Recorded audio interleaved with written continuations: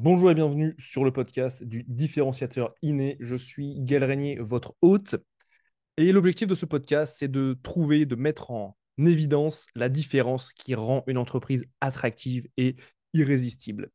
Et aujourd'hui, je vous présente une personne extraordinaire, c'est Erwan Simon, qui est le fondateur de Manuscrit et des éditions Jigji.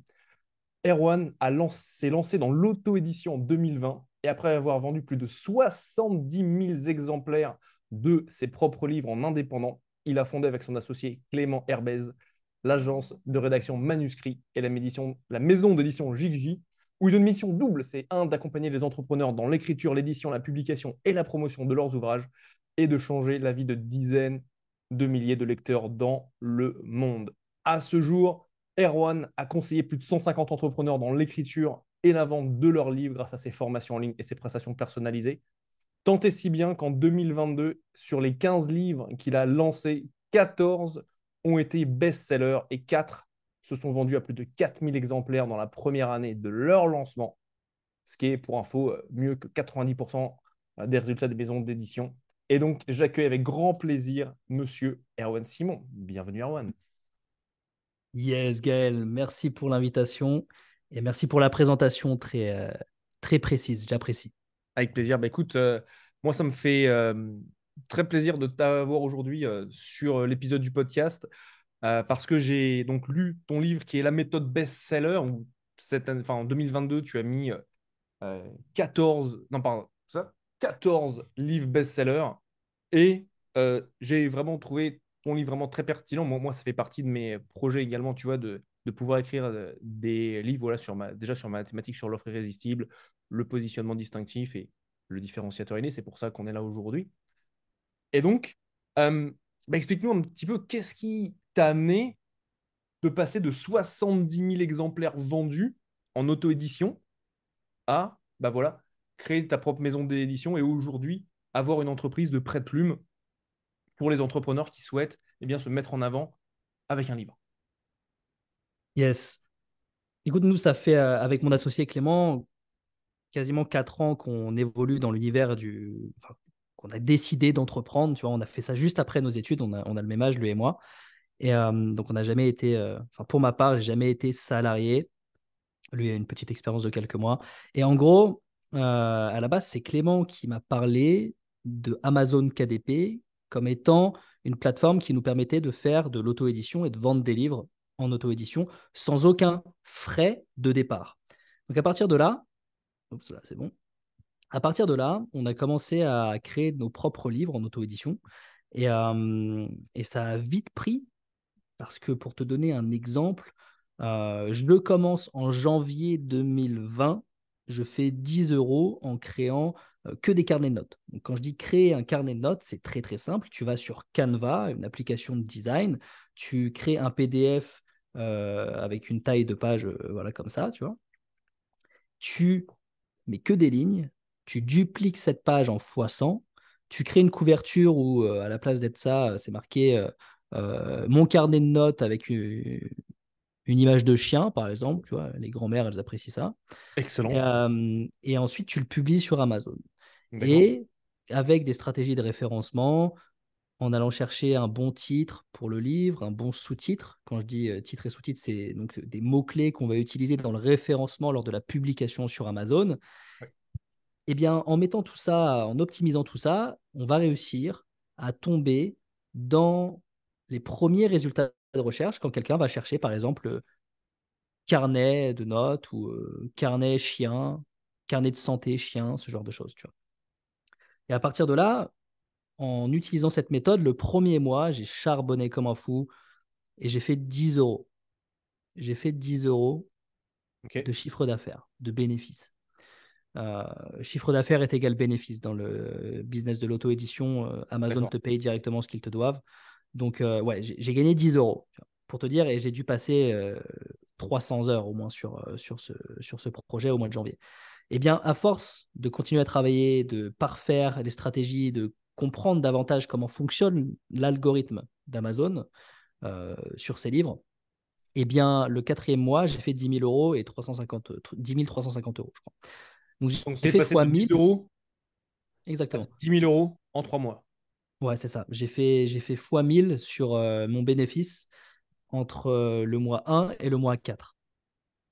Aujourd'hui, 3 ans plus tard, c'est toujours un business, plutôt une muse, où je n'interviens absolument plus, qui me rapporte toujours entre 500 et 1000 euros par mois sans que je ne fasse rien. Et en fait, à partir du moment où on a compris avec Clément que tu pouvais faire beaucoup d'argent en vendant des livres en auto-édition, on a commencé à se dire, mais attends, si moi je suis capable de faire 10 000, Clément avait fait 3 ou 4 000 euros ce même mois, si nous on est capable de le faire, on peut forcément enseigner aux gens à le faire. Eux, ils seront contents parce qu'ils apprendront à comment gagner de l'argent sur Internet. Et nous, on sera contents parce qu'on va commencer à créer un business en ligne, système d'infoprenariat, tu vois. À Carrément. l'époque, il y avait Antoine BM, Antoine Blanche-Maison, là, qui avait sorti sa formation La Carte. Il l'avait mise gratuite pendant le Covid. Et du coup, moi, ça m'a permis de monter en niveau de conscience sur comment tu crées un business en ligne d'infoprenariat, d'infoproduits. Et donc, à partir de là, on a commencé à créer des formations sur comment gagner de l'argent en vendant des livres sur Amazon KDP quand on est des particuliers et on veut juste gagner de l'argent, tu vois. C'est quoi Et donc, Amazon KDP? Ça veut dire quoi KDP? KDP, c'est Kindle Direct Publishing, c'est la plateforme d'auto-édition d'Amazon. Ok.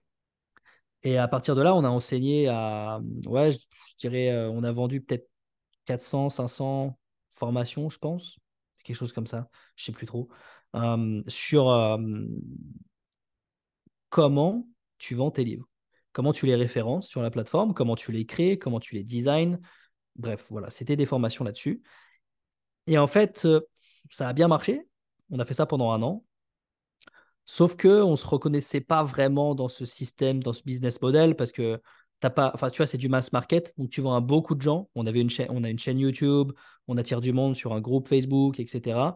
Et en fait, on se reconnaît pas forcément dans ce business model parce que t'as pas de retour des clients directement. Eux, voilà, ils achètent la formation, c'est 100, 200, 500 balles. Puis derrière, tu n'en entends plus parler. Tu vois, soit ils gagnent de l'argent, c'est cool pour eux, soit ils n'en gagnent pas. Il y a beaucoup de. Le taux de réussite est très faible Mhm. dans les formations mass market. Donc forcément, à un moment, nous, il y avait un problème. Tu vois. Et en fait, c'est pile à ce moment-là que Théophile Hélier, qui est un peu connu dans le business en ligne notamment, qui a, voilà, lui, il vend des formations sur divers sujets. Et puis il vient nous voir, et lui, il a déjà un livre qui s'appelle Libre. Il vient nous voir, il nous dit, ouais, les gars, vas-y, j'aimerais bien que mon livre et mes autres livres que j'ai en tête, que j'ai en- que j'ai prévu de faire, vendent plus. Du coup, on lui dit, OK, vas-y, on te fait un coaching. On lui fait un petit coaching, tac, 250 balles, je crois qu'on lui facture pour 1 heure. Et en vrai, ça a été à partir de là, on s'est dit, putain, exceptionnel ce coaching. C'est vraiment là-dessus qu'on veut avancer, là-dessus qu'on veut travailler, c'est accompagner des entrepreneurs déjà à un certain niveau pour les accompagner sur un livre, ou peut-être plusieurs sur la suite, mais pas avoir un livre pour gagner de l'argent, juste des droits d'auteur, mais gagner de l'argent parce que c'est un livre qui va leur permettre de générer du business, c'est un livre qui va leur permettre de transmettre leur expertise, leur expérience, leurs connaissances, aider un maximum de gens, parce que l'objectif du livre à la base, c'est quand même, ça doit être au moins, un des objectifs doit être l'altruisme et le fait, l'envie d'aider.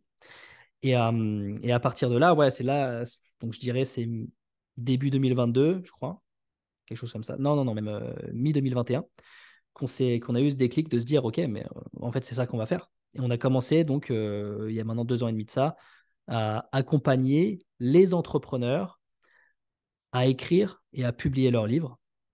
Et donc voilà, moi j'ai vendu donc plus de 70 000 livres en auto-édition depuis le temps parce que mes livres vendent toujours de manière passive. Ça, c'est la puissance du référencement. Et quand on a commencé à accompagner les entrepreneurs à écrire leurs livres, on avait une offre, c'était du coaching d'auteur. Donc on les coachait sur comment écrire. Sauf qu'on s'est rendu compte que la plupart des gens qui veulent écrire leurs livres ne... et qui nous payent pour ça, ils ne le font pas au final. Ils nous ont donné l'argent et on a beau les relancer, ils ne le font pas. Pourquoi? Parce qu'ils ont d'autres choses à faire.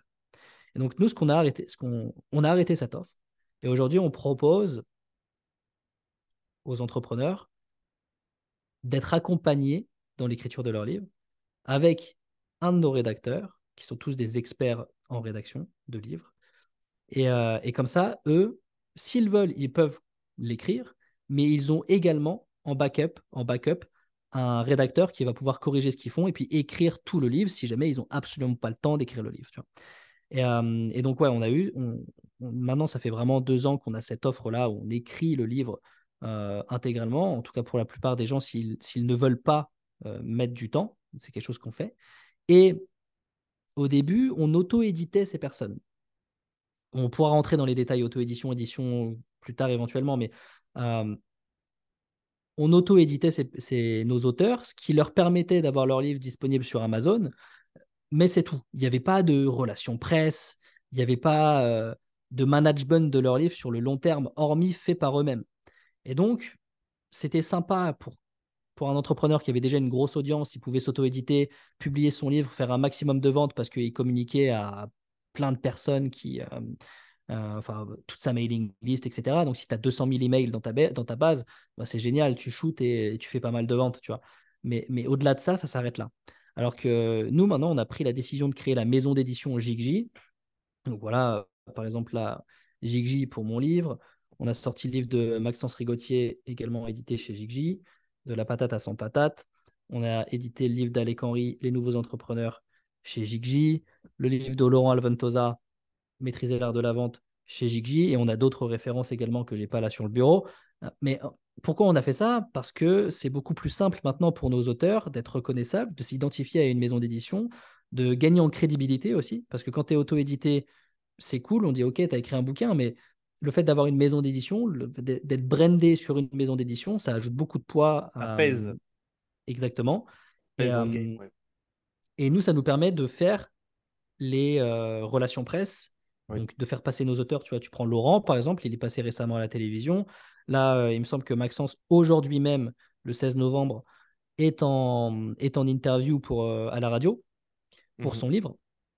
Donc, tu vois, tout ça, ce sont des choses qui n'auraient pas été permises s'il s'était auto-édité.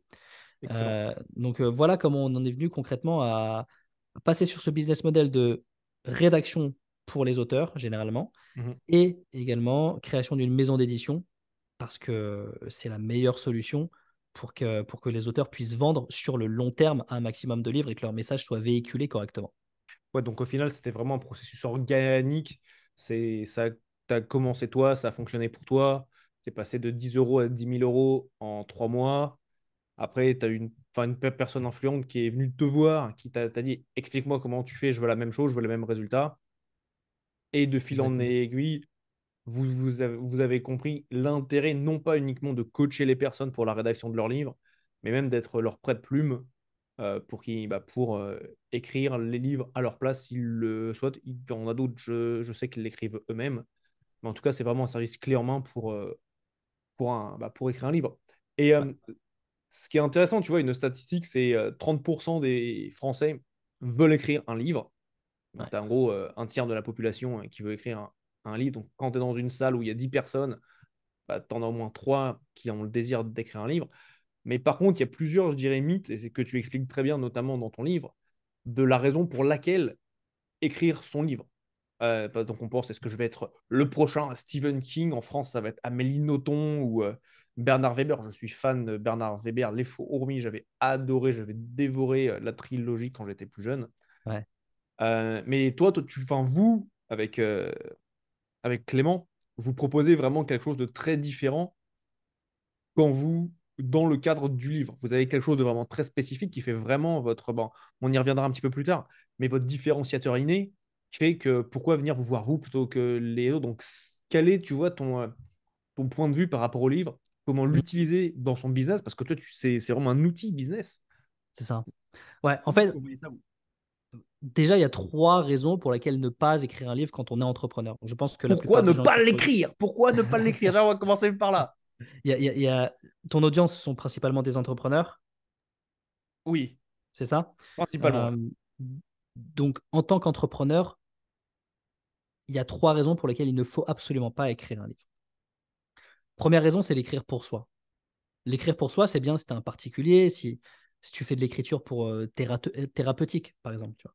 Ok, aucun problème, tu peux l'écrire pour toi. Mais si tu le fais dans une démarche d'écrire un livre pour ton activité, pour ton entreprise, pour présenter ton expertise, alors il faut d'abord l'écrire pour son avatar lecteur, pour son lecteur potentiel. Deuxième raison, deuxième très mauvaise raison d'écrire un livre quand on est entrepreneur, c'est de l'écrire pour devenir riche, euh, riche de droits d'auteur, hein. Il y a très peu d'auteurs en France aujourd'hui qui sont riches grâce à la vente de leurs livres simplement. Il y a des gens qui sont riches, il y a des auteurs qui sont riches parce qu'ils étaient déjà riches avant.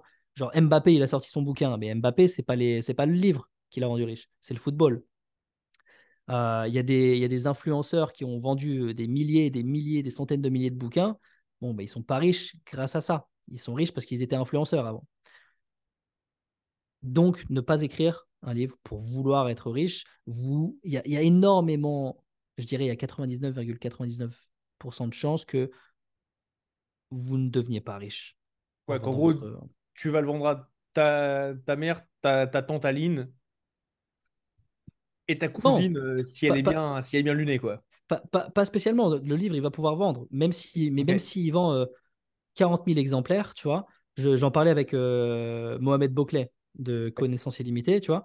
Mohamed, lui, il a dû vendre 40, peut-être 45 000 exemplaires depuis de son livre Connaissance Illimitée, ce qui est un très beau score. Son livre est Ouais, sorti, je crois, l'année dernière, tu vois. C'est de très belle vente. carrément. C'est pas ça qui lui rapporte sa fortune, entre guillemets. C'est pas ça qui le fait manger, tu vois. Et Et du coup, on peut espérer combien en royalties par livre, tu vois? ça va dépendre des stratégies d'édition, etc. Si tu le fais en maison d'édition, Ouais. tu peux espérer toucher entre 90 centimes et 1,50 €. Sur un livre à Tout combien? dépend, sur un livre à 22 euros. Donc sur un livre à 22 euros, toi, tu vas toucher en gros moins d'1 euro. C'est ça si tu le fais en maison d'édition classique. Ouais. Si tu le fais chez nous, chez Jigji, si on accepte de t'éditer, on va pas, ça sera plus entre 3 et 5 euros par livre vendu. Et en auto-édition, ça sera encore plus. Ouais, tu vois, Ok. genre, même en vendant 40 000 exemplaires de livres, ce qui est énorme, bah, tu feras peut-être un salaire annuel d'un cadre moyen, tu vois, 40, 50 000 euros, Mais ça veut 70 dire 000 aussi euros, que mieux, tu quoi. dois avoir toute la machine marketing derrière.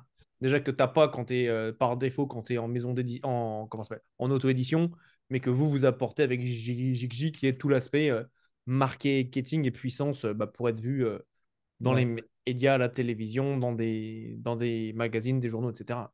c'est ça. Ouais, c'est ça. Et donc, ouais, ça, c'est la deuxième pire raison, c'est d'écrire un livre pour devenir riche. Faut Ouais. absolument pas penser comme ça. Penser comme ça, c'est une bonne chose si vous voulez être riche grâce à votre livre, mais en vendant d'autres produits derrière. Tu vois, D'accord. Russell Brunson, il vend .com Secrets, mais Ouais. derrière, il te vend des formations et puis il te vend un abonnement ClickFunnels. Et donc, ouais, Donc, ça, ouais. Donc, donc derrière. lui, il est riche, mais il est riche grâce au livre, mais parce il utilise le livre comme un outil et non pas comme une fin en soi. C'est un moyen. Ah, c'est une porte d'entrée, en fait. Voilà, C'est une carte de visite. exactement. Et le troisième pire raison, c'est d'écrire un livre pour devenir célèbre. Je pense qu'il y a peut-être un problème d'ego dans beaucoup d'entrepreneurs qui se disent que bah, ils vont devenir célèbres à travers un livre. Non, vous n'allez pas devenir célèbre. Vous allez faire autorité sur votre marché.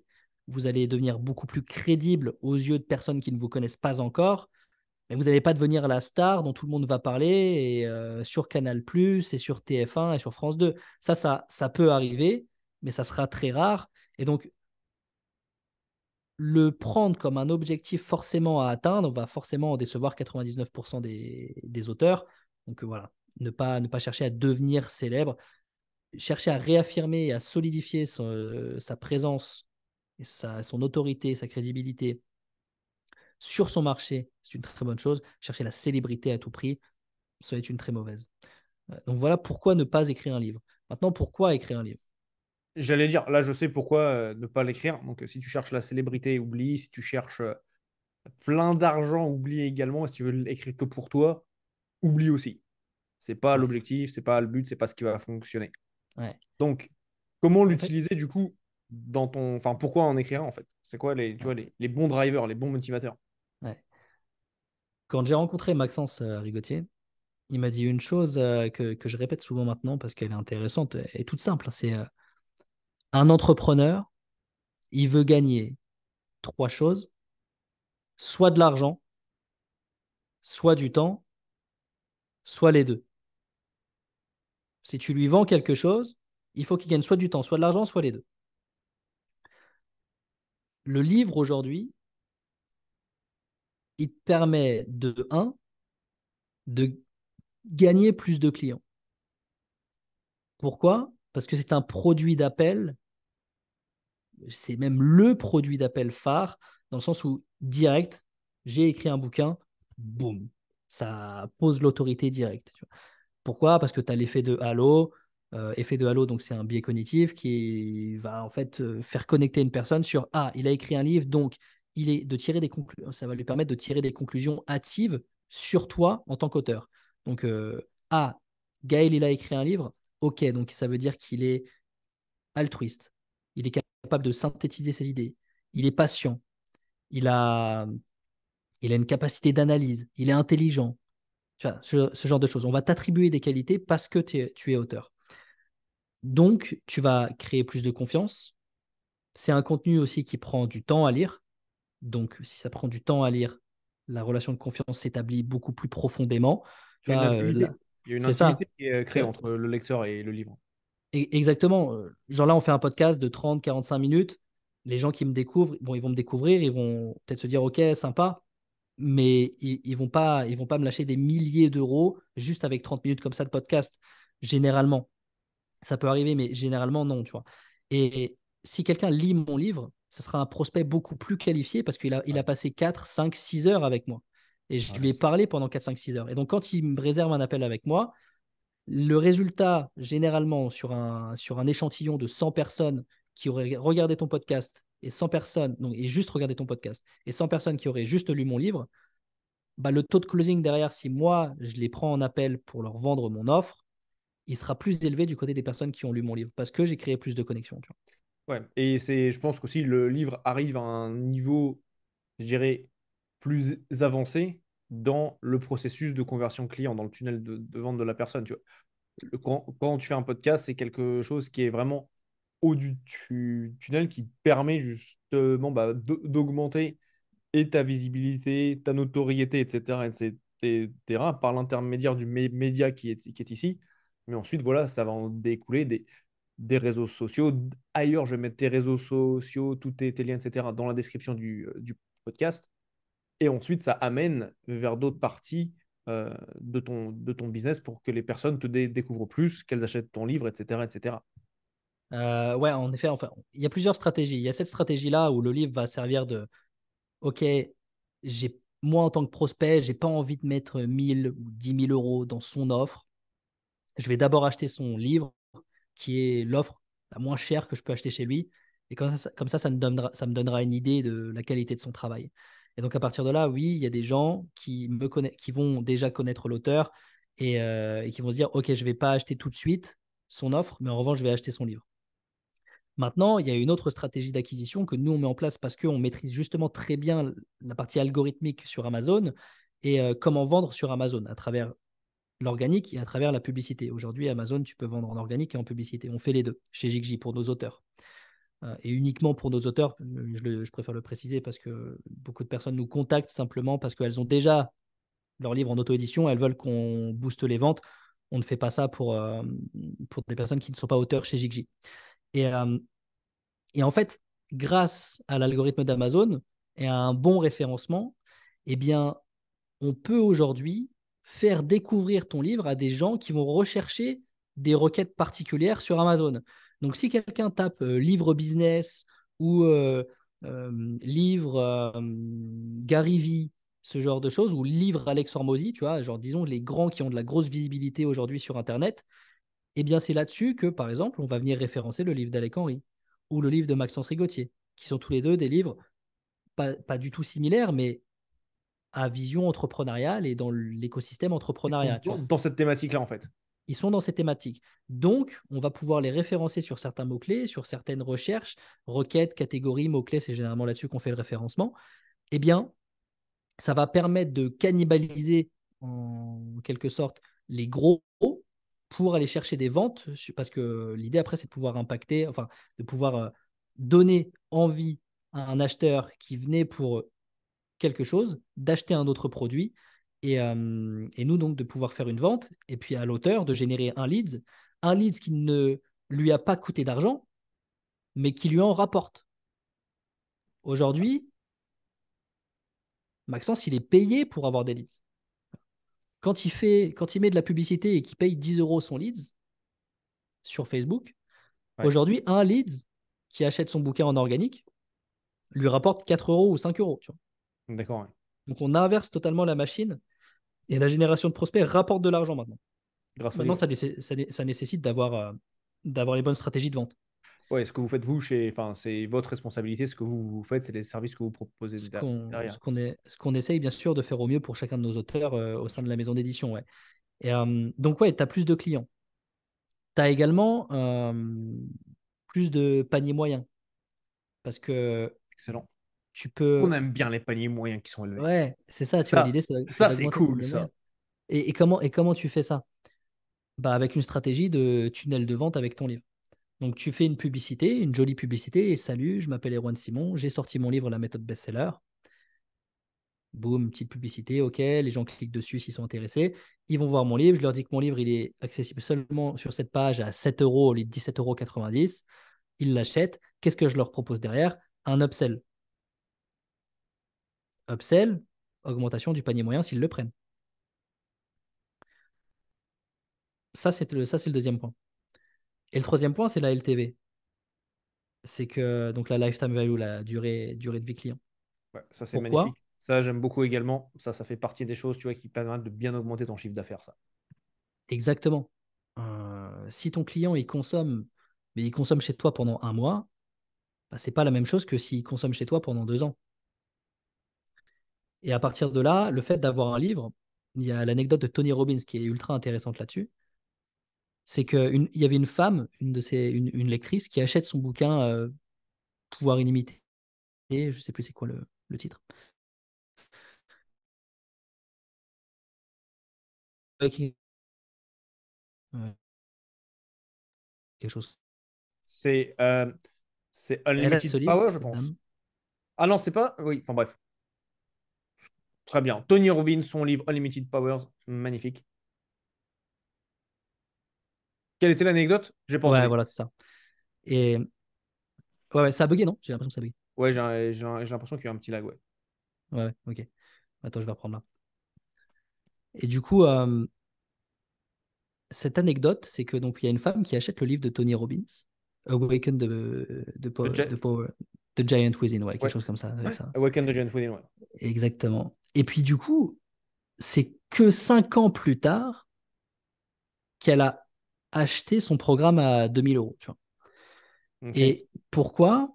Parce qu'elle a lu son bouquin. Entre-temps, elle a entendu Tony Robbins à la radio, ou ce genre de choses. Et ça a fait que, au final, ça l'a convaincue. Tu vois.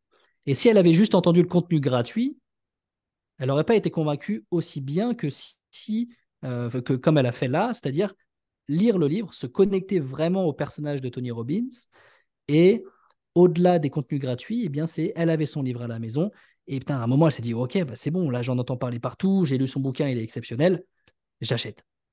Et elle a acheté Excellent. son programme, tu vois. Donc augmentation de la LTV. Et puis le livre, au final, c'est quand même aussi une source de revenus passifs. Tu vois, moi j'en parle. Donc je disais, moi je génère entre 500 et 1000 balles tous les mois avec mes bouquins. Euh, euh, nos auteurs, c'est pareil, ils génèrent parfois même beaucoup, beaucoup d'argent. On a notamment un de nos clients ici qui, euh, qui génère plus de 80 000 euros de revenus passifs avec ses bouquins, Excellent. avec ses droits d'auteur. Donc ça peut, voilà, vous n'allez pas tous faire 80 000 euros, mais ce que je veux dire, c'est que ça rapporte quand même pas mal d'argent en revenus passifs et c'est toujours intéressant d'avoir cette somme passive parce que investir en bourse sur des bons rendements, ça fait vite beaucoup d'argent sur 10, 15, 20 ans, quoi. C'est clair, c'est clair.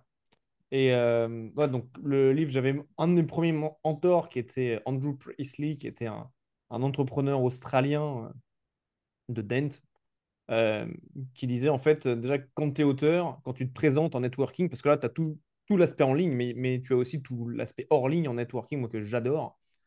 Et il dit, mais en fait, t'es pas juste un entrepreneur, un coach, un formateur, etc., etc., mais tu es un auteur. Tu passes d'une catégorie où il y en a plein à je suis auteur. Donc ça, c'est déjà une première chose. Et lui disait, enfin, de manière assez amusante, en rigolant, il demandait aux gens, est-ce que tu savais que j'étais auteur, tu vois? Est-ce que tu sais que je suis auteur? En fait, il commençait des conversations comme ça, c'est son icebreaker était, ok, est-ce que tu sais que je suis auteur? Et là, en fait, ça change complètement la relation, la dynamique de l'échange, parce que tu passes juste d'un mec qui est comme tous les autres à auteur. Et là, c'est une sacrée différence. À la place de donner sa carte de visite, qui finit en général où? Où est-ce que la carte de visite se finit? À Ah, la c'est quoi? poubelle. C'est dans la poubelle bleue ou la poubelle jaune, ça? Ouais, ça Je sais pas. dépend Mais oui, c'est exactement ça. Pour te dire, là, j'ai fait pas mal d'événements au mois de septembre, au mois Ouais, d'octobre en France.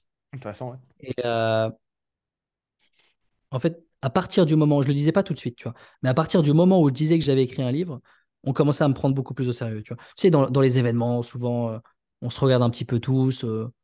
Les gens jugent, les gens se disent, tiens, est-ce que ça Ah vaut ouais. la peine que je lui parle à lui? Est-ce qu'il fait beaucoup d'argent? Parce qu'il y a aussi beaucoup ce rapport à l'argent, tu sais, pendant les événements d'entrepreneurs, en tout cas infopreneur, je trouve que c'est comme ça, je sais pas comment ça se passe ailleurs. Enfin, si, j'ai eu l'occasion de le voir et j'ai l'impression que tout tourne un petit peu autour de l'expertise, la reconnaissance des pairs, si tu es reconnu sur les réseaux, etc., et le chiffre d'affaires que tu fais, tu vois.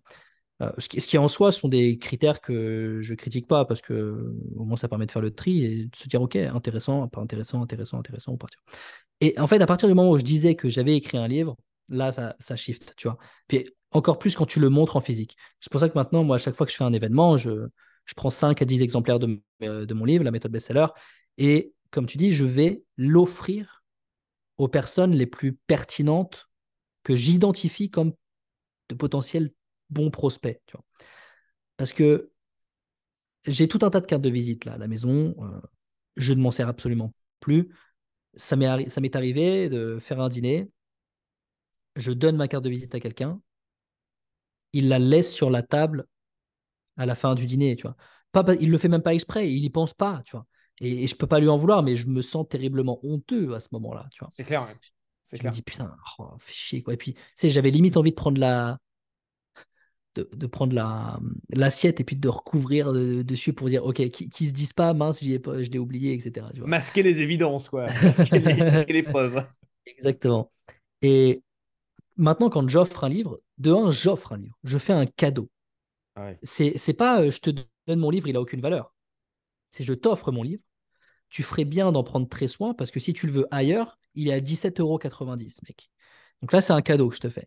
Et la valeur, c'est différent. Tu vois, c'est pas je te donne, boum, vas-y, je te file mon bouquin et je le file à tout le monde. Non. Parce qu'on a eu une bonne discussion, parce que je pense que tu as du potentiel en tant qu'entrepreneur pour devenir auteur, je t'offre mon livre, fais-en bon usage. Et il va pas l'oublier, tu vois. Il va pas l'oublier sur la table. Déjà, c'est trop gros. Et de deux, c'est beaucoup plus marquant. Ah, c'est Le clair. troisième, le troisième point aussi qui est intéressant, après, ça dépend de la stratégie, tu vois. Mais moi, ma stratégie, c'est qu'aujourd'hui, on ne fait pas de mass market. On ne vend pas, en tout cas pas encore, de formation sur comment écrire un bouquin pour tout le monde, comment écrire ton roman, etc. Tu vois. On Mhm. pourrait le faire, mais ce n'est pas le focus actuel de l'entreprise manuscrit.com. Ok. En revanche, nous, notre focus, c'est de permettre à tout entrepreneur d'écrire son livre pour qu'il développe sa notoriété, sa crédibilité et ses revenus. À partir de là, étant donné qu'on ne fait pas de mass market, nous, l'idée, c'est que à travers le livre, bah, il voit ma gueule tout le temps. Et Ouais. là, quand il me pose sur l'étagère derrière, là, où, enfin, j'ai déjà des gens qui m'ont dit, putain, tu sais, Coran, je te vois tous les jours, quoi. Genre, mais limite, j'en peux plus, mais je te vois tous les jours. Et puis, tu sais, ils ne pensent même pas à prendre le bouquin, à le foutre ailleurs. Non, ils me voient tous les jours. Et forcément, ça ne veut pas dire que je vais les convertir dans une semaine. Mais ça, ce que ça veut dire, c'est que le message est martelé parce qu'il y a ma tête dessus, parce qu'on s'est croisé quelque part, que je leur ai donné le bouquin, qu'on s'est croisé quelque part, qu'ils m'ont vu sur un podcast, sur une vidéo, qu'ils ont acheté mon livre et ils voient ma tête tout le temps. Bah, tu sais, il y a cette notion que le message est enregistré chez un prospect au bout de 7 fois. Moi, il me voit 7, 10 fois, mais genre tous les jours, tu vois. Par jour, ce sont tes nouveaux fans, Erwan. C'est ça, donc ça, bon, ça dépend de où est-ce qu'ils placent le bouquin dans la maison. Et c'est pas le cas pour tous. Alors, tape de Mais chevet, j'espère pour toi, qu'ils s'endorment avec toi au moins. ouais, mais tu vois, genre, il y a ta bibliothèque derrière, mais même si il y a tous tes livres, on les voit sur la tranche, tu sais au moins en citer une vingtaine sur ta bibliothèque, tu vois. Et Carrément. à partir de là, bah, ça permet donc à ces auteurs de toi, te mettre en tant que prospect dans leur tunnel à eux. C'est exactement ça, ouais. Et pour toi, du coup, si tu devais, tu vois, résumer ton différenciateur inné, ce serait quoi? Tu sais, là, ce petit je ne sais quoi qui fait que, OK, ce que vous apportez à travers manuscrit est dit Mm. différent de tous les autres. Pourquoi est-ce que, tu vois, il y a un angle que tu as déjà beaucoup partagé, donc pour moi, c'est très, très clair, mais je voudrais que ça vienne de toi et que tu expliques aux personnes qui nous écoutent là, ici et maintenant, quel est ce différenciateur inné. Ouais. Alors pour bien faire le distinguo entre Manuscrit et Gigi, donc ce sont deux entreprises différentes.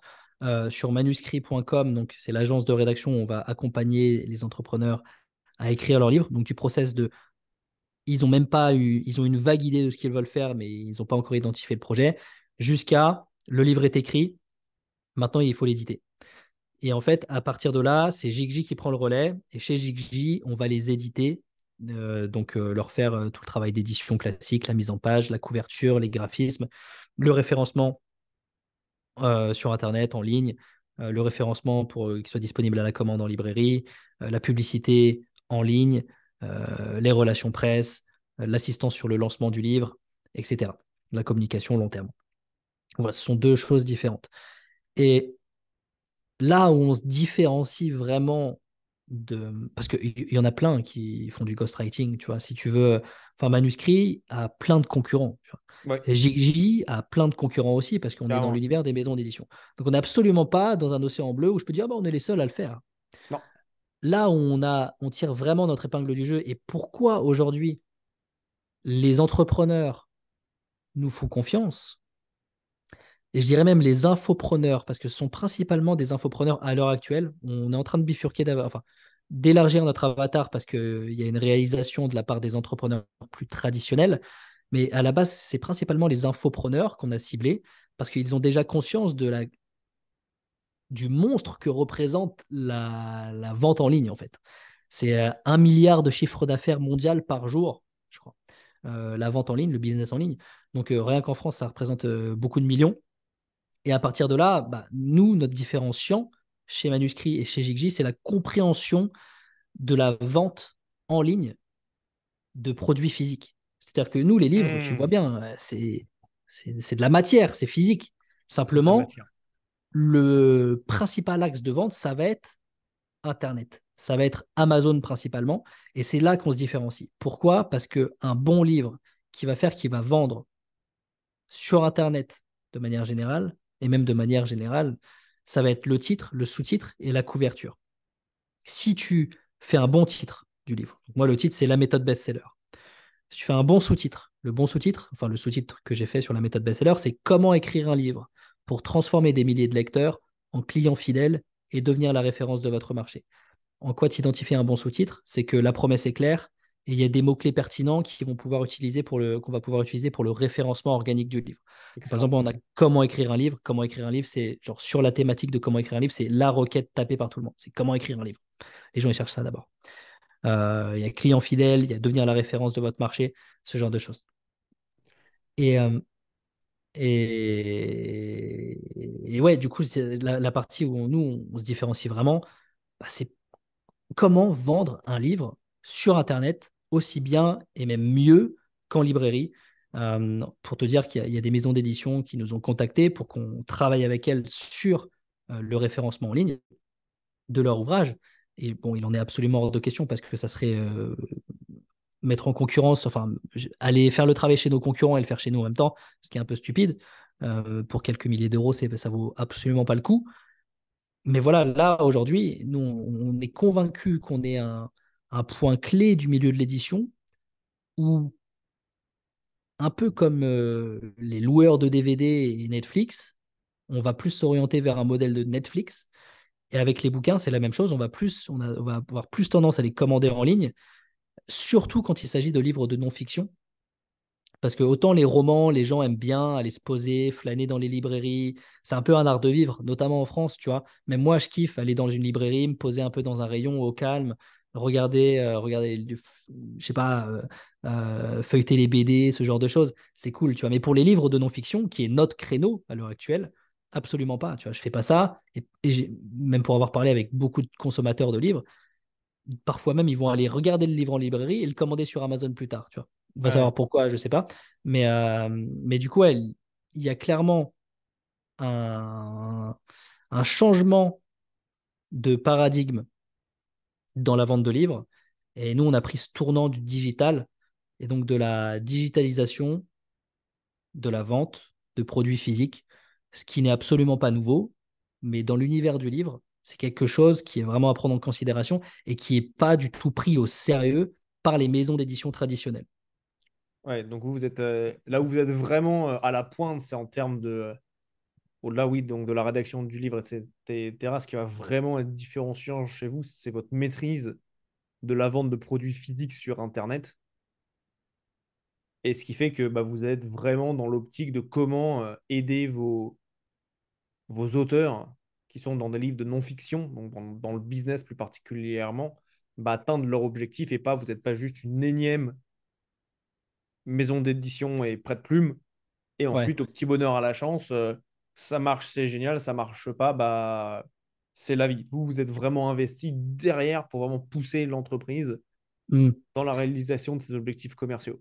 C'est ça, parce qu'en fait, une maison d'édition traditionnelle, son objectif, enfin, c'est une société d'investissement. Elle va miser sur plein de manuscrits et espérer que un manuscrit sorte du lot, devienne un best-seller, un énorme banger, et ça va rentabiliser tout l'investissement qu'elle a fait sur tous les autres livres. Nous, l'objectif premier du livre, c'est qu'il rapporte des prospects aux clients. Parce que le premier travail qu'on le fait, on le fait avec manuscrit. Et manuscrit, l'accompagnement, au-delà d'un accompagnement sur la rédaction, c'est un accompagnement business. Il y a certains de nos clients qui ont totalement refait leur branding après le livre, ou qui ont totalement revu leur portefeuille d'offres après avoir défini avec nous la structure du plan de leur livre. Parce que structurer un livre, ça permet de structurer ses idées, de prendre du recul sur ce qu'on fait, sur ce qu'on a fait, et donc sur ce qu'on va faire. Et donc, ouais, en soi, sur manuscrit, tu vois, aujourd'hui, c'est pas juste une agence de ghostwriting. Enfin, on le vendait comme ça avant, mais maintenant, quand on en parle avec Clément, on sait très bien que on fait bien plus que ça. Parce Ouais. que de un, on va préparer la vente dès le début, même avant la rédaction. On va préparer la vente du livre avant la rédaction. Et on va également réfléchir à quelle est la meilleure stratégie en fonction du business model de l'auteur. Quelle est la meilleure stratégie pour faire ce livre, tu vois. Ouais. Donc, ouais, je dirais que le différenciateur est double.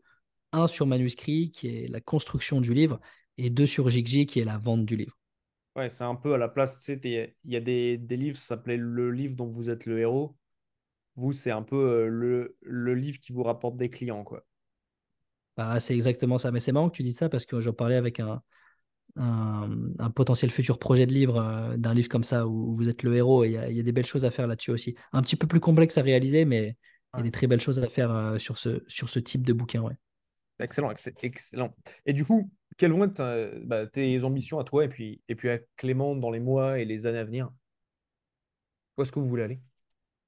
Bah, disons que là, dans un premier temps, ça va être de développer cette activité-là comme on l'a actuellement, mais de mettre en place les choses pour que pour que ça scale, tout simplement, sur sur cette offre-là.